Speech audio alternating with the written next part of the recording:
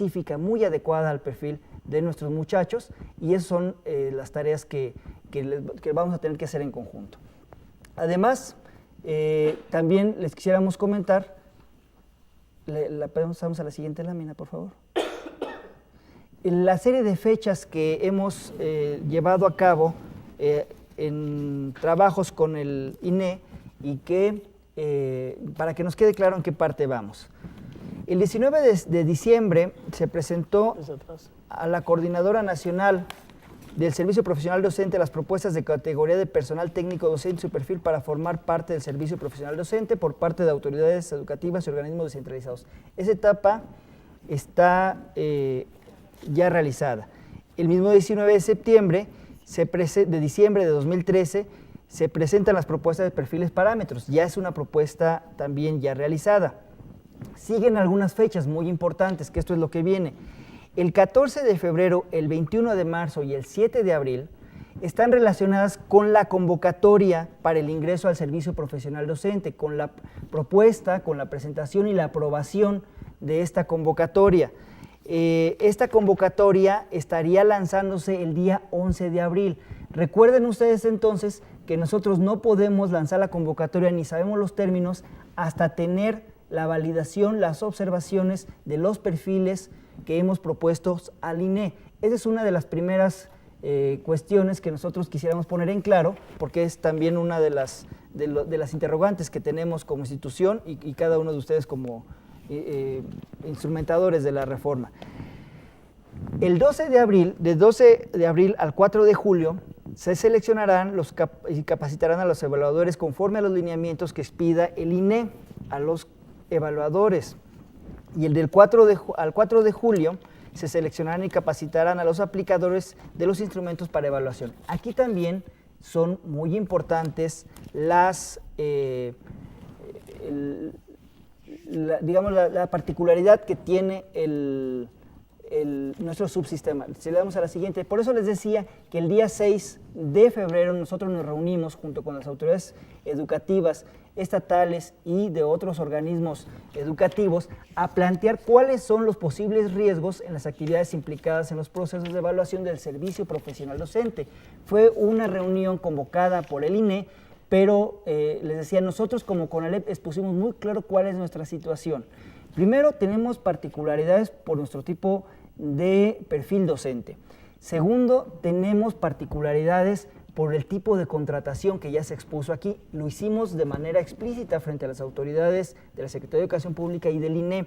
También tenemos particularidades en los estados, porque por el aumento de la matrícula sabemos que algunos estados están utilizando recursos para pagar a los docentes que también tendrían que entrar a este proceso, por recursos propios principalmente, pero también tendrían que estar en este proceso, de tal manera que este padrón de plazas a concursar también tendría que considerarlos a ellos. Esas son de las situaciones que planteamos, pero también muy importante es que en este momento no tenemos la estructura dentro de los planteles para dar respuesta a muchos de los requerimientos, incluso que plantea la instrumentación de nuestro modelo educativo y de una educación de calidad, y cómo son los orientadores vocacionales, cómo son los psicólogos.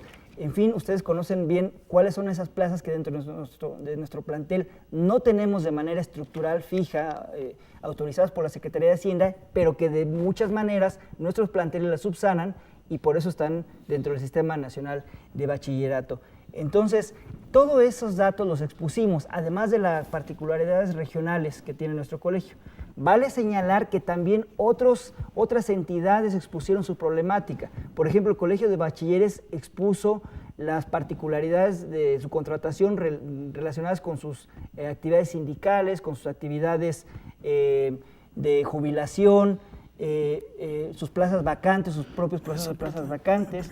También otras entidades dijeron de las obligatoriedades que tienen con algunas escuelas normales y se expusieron allí en esa sesión.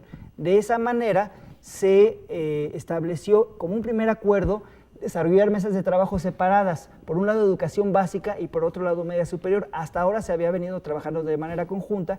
A partir de ese día se trabajarán de manera separada para exponer las distintas problemáticas. Sí, aquí quisiera comentar respecto de lo que bien dice el maestro Tomás. Hay algo importante, el 16º transitorio de la Ley General de Servicio Profesional Docente señala que dentro de los 90 días hábiles siguientes al inicio de la vigencia de esta ley, los gobiernos de los estados entregarán a la Secretaría el analítico de plazas del personal docente y del personal en funciones de dirección y de supervisión de la educación básica y media superior, lo anterior a efectos de la que Secretaría concilie dicha información con la participación que a la Secretaría de Hacienda y Crédito Público corresponde en términos de disposiciones aplicables. Esto es muy importante porque incluso a la Dirección de Personal o a la Secretaría General llegó documentación respecto de lo que señala el 16º transitorio. Es decir, en lugar de que los estados o los CONALEP de los estados envíen la información directamente a través de las secretarías de educación de los estados para que éste a su vez lo envíe a la Secretaría de Educación, fueron enviados a las oficinas nacionales de CONALEP.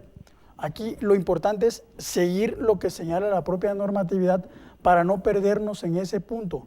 Es importante que se envíen de acuerdo a lo que señala el calendario y a lo que señala la propia ley.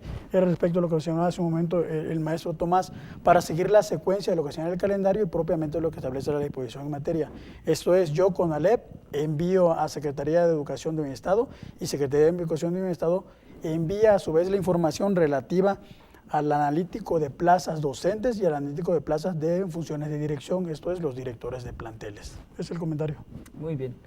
Entonces, además de esa separación de media superior y de básica, vamos a tener una serie de reuniones con nuestras autoridades en la Secretaría de Educación Pública, la Coordinadora Sectorial de Desarrollo Académico y el INE para trabajar de manera puntual nuestras preguntas para que haya acuerdos sustentados con los cuales ustedes puedan instrumentar en su debido tiempo y con sus debidas características la Ley de Servicio Profesional Docente de acuerdo también a las circunstancias particulares del colegio y además de ello, entonces se establecieron algunas tareas a realizar.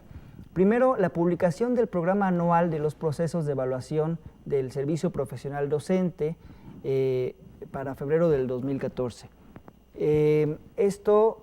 Nosotros también ya hicimos llegar al INE nuestra propuesta de evaluación, que es de alguna manera por la que llevamos hasta este momento y que se realiza en cada uno de los planteles.